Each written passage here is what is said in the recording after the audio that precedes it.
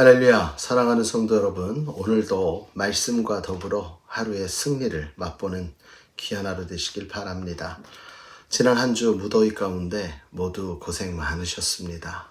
오늘 우리는 본문 말씀 열왕기하 2장 15절에서 25절의 말씀을 통하여서 우리의 믿음에 대한 생각을 한번 돌아보는 귀한 시간이 되기를 원합니다. 우리가 잘 알고 있는 것처럼 이 저 앞절의 엘리야는 하나님 앞에 들려 올려졌습니다. 엘리야와 엘리사가 물을 건너 나아가던 중 갑작스럽게 일어난 이 일로 엘리사는 매우 놀랐을 겁니다.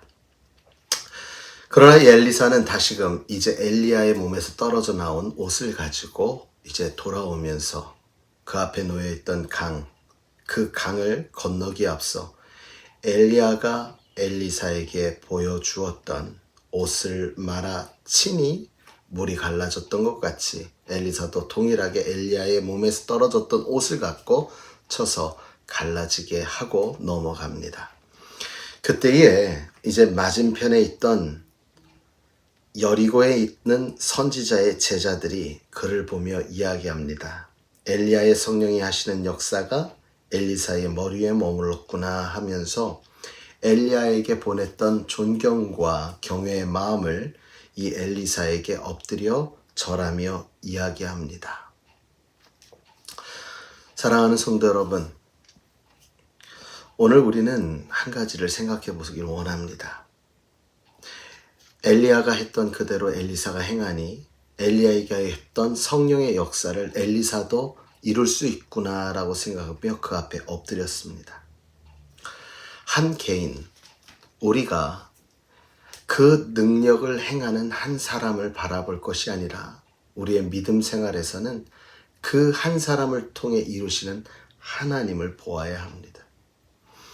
우리가 많은 사람들이 말씀의 능력도 있고 기도의 능력도 있고 치료의 은사를 갖고 있는 분들도 있습니다. 하나님은 각 사람에게 하나님이 원하시는 그 뜻대로 그들에게 능력도 허락하시고 은혜도 허락하여 주셨습니다. 그러나 우리가 중요하게 생각해야 될 것은 우리는 사람을 보는 인생이 아니라 그 사람을 통해 역사하시는 하나님을 보아야 한다는 것입니다. 오늘 이 선지자의 제자들은 이 엘리야와 엘리사를 볼 것이 아니라 엘리야에게 역사하셨고 엘리사를 통해 이루시는 성령님의 역사, 그 성령을 통해 이루시는 하나님을 바라보아야 했을 것입니다. 그러나 오늘 여기 말씀에서 이제 16절에 이런 말씀이 있죠. 엘리사가 정말 하늘에 올라간 것이 맞는지, 어디에 올라가다 떨어져서 죽은 것은 아닌지 그 시체를 찾겠다고 엘리사에게 허락해달라고 합니다. 그때 엘리사는 가지 말라고 하지만 간청하여 어쩔 수 없이 그들은 3일 동안을 엘리사의 시체를 찾아 헤매 다닙니다. 결국 엘리사의 시체를 찾지 못합니다. 사랑하는 성도 여러분, 엘리사가 무리를 건너올 때에, 물을 가르고 건너올 때에 엘리야에게 역사했던 성령의 역사가 이제 엘리사에게 있구나라고 이야기하며 엘리사가 하나님께서 쓰시고 이루시는 분임을 알았고 그들의 절은, 그들의 경배는 엘리사뿐만 아닌 엘리사를 역사케 하신 하나님을 향한 것이었겠죠. 그런데 엘리사의 말을 믿지 못하고 그들은 의심하여 엘리야의 시체를 찾으러 갑니다. 우리가 여기서 한번 봐야 될 것은요, 그 앞절에 보면 3절입니다. 베델에 있는 선지자의 제자들이 엘리사에게로 와서 그에게 이르되 여호와께서 오늘 당신의 선생을 당신의 머리 위로 데려가실 줄 아시나이까 하니 이르되 나도 또한 아노니 너희는 잠잠하라. 이것이 하나님의 역사일 것을 알고 있었습니다. 그러니 당연히 엘리야가 들려 올라가는 건 당연한 겁니다. 왜? 하나님께서 이루시겠다 한 것이니까요. 우리의 신앙생활이 이 선지자의 제자들 같지 않은가를 한번 돌아보기 원합니다. 말씀은 이루려 하심이라 라고 말씀했는데 우리는 우리의 눈으로 보지 못하면 믿지 못합니다. 선지자의 제자들처럼 달려나아가서 시체가 있는지 없는지 눈으로 꼭 확인을 해봐야 진짜 올라가셨구나라는 것을 깨닫는 것이 우리의 연약한 믿음이라는 거죠.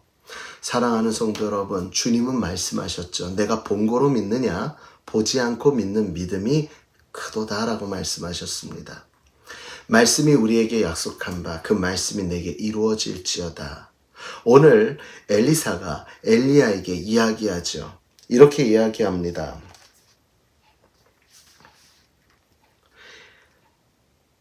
엘리야에게 엘리사가 당신의 그 능력을 내게 갑절로 있게 하여 주옵소서라고 이야기를 합니다. 그때에 엘리야가 참으로 어려운 걸 구한다라고 이야기하지만 내가 올라가는 것을 볼 때에 그때 너에게도 동일한 은혜가 있게 될 거야 라고 말하지요. 여러분, 천국은 침노하는 자의 것이라고 했고요. 우리 은혜를 사모하는 만큼 나를 간절히 찾는 자가 나를 만날 것이라 했고, 나를 사랑하는 자들이 나의 사랑을 입으며 나를 간절히 찾는 자가 나를 만날 것이다. 우리 주님은 말씀하여 주셨습니다. 오늘 선지자의 제자들처럼 보아서 믿으려는 믿음이 아니라 보지 않고도 내게 허락된 말씀을 그대로 받아들여 믿음으로 아멘하여 우리의 삶 가운데 이루어지는 하나님의 놀라운 능력을 체험할 수 있는 귀한 믿음의 소유자들 되시길 주님의 이름으로 축원합니다. 또한 엘리사처럼 엘리야의 능력에 갑절을 달라고 이야기한 그 간절함처럼 우리의 인생에도 하나님의 능력으로 충만하여지기를 원합니다라고 구하며 나아갈 수 있는 저와 여러분이 되어지길 원합니다. 세상을 향한 욕심이 아니라 하나님의 은혜를 향한 욕심, 하나님의 능력을 향한 욕심, 이 욕심이 우리의 진정한 거룩한 욕심이 되어 하나님 앞에 상달되는 놀라운 은혜 가운데 우리의 삶에 귀한 역사 있기를 주님의 이름으로 축원합니다.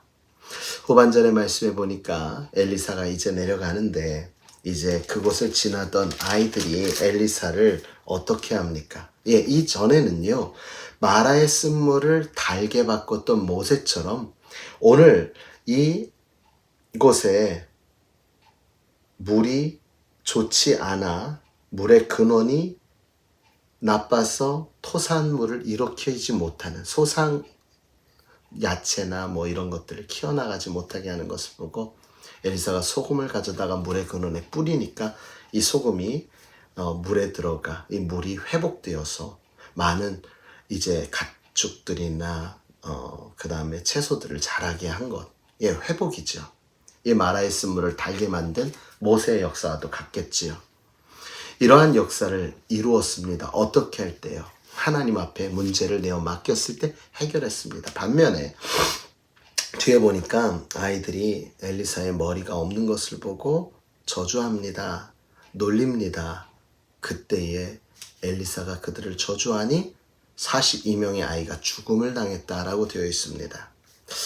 아이들의 죽음에 대한 것은 우리의 마음을 좀 불편하게 합니다. 그러나 이는 무엇을 향한 도전이었습니까?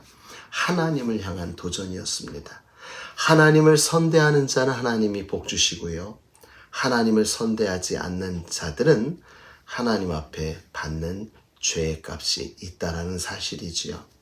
오늘 우리의 삶은 하나님을 선대하고 하나님을 높이는 삶입니까?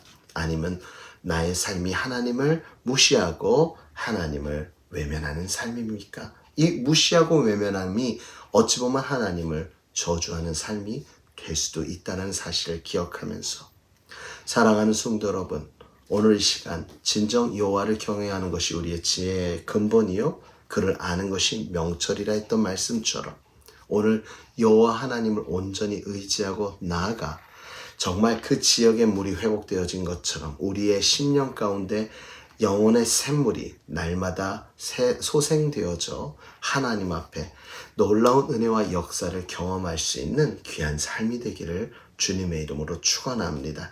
이 모든 것을 이룰 수 있는 오늘 하루가 되어서 오늘 하루도 은혜와 감사로 충만한 복된 하루 되시길 주님의 이름으로 축원합니다.